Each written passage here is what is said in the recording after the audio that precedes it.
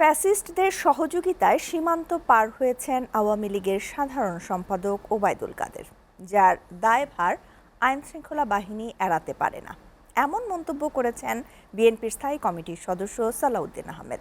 এ সময় নির্বাচনের রোডম্যাপ নিয়ে বিএনপির যে প্রত্যাশা ছিল তা পূরণ হয়নি বলে দাবি করেন তিনি।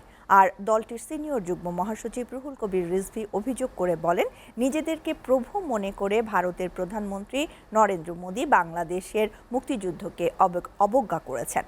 রাজধানীতে আলাদা অনুষ্ঠানে এসব কথা বলেন তিনি। আরও জানাচ্ছেন আব্দুল আহাদ।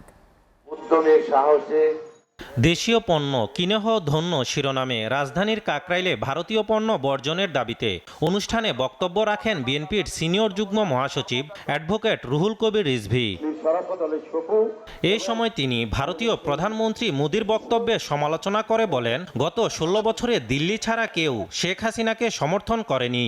এই 16 বছর একমাত্র দিল্লি ছাড়া, ভারত ছাড়া শেখ হাসিনাকে দুনিয়ার কোন দেশ সমর্থন করেনি। ভারতের ত্রিভুজ এখন ছুঁড়ে ফেলে দিলাম।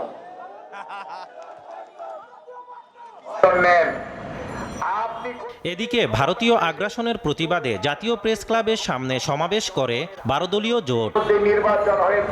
নির্বাচন নিয়ে প্রধান উপদেষ্টা ও প্রেস সচিবের বক্তব্য স্ববিরোধী উল্লেখ করে বিএনপির স্থায়ী কমিটির সদস্য ডাক্তার এজেড জাহিদ হোসেন বলেন, এটি কোনো ভালো লক্ষণ নয়। প্রধান উপদেষ্টা বললেন ডিসেম্বরের শেষের দিকে এবং 26-এর প্রথম দিকে নির্বাচন হতে পারে।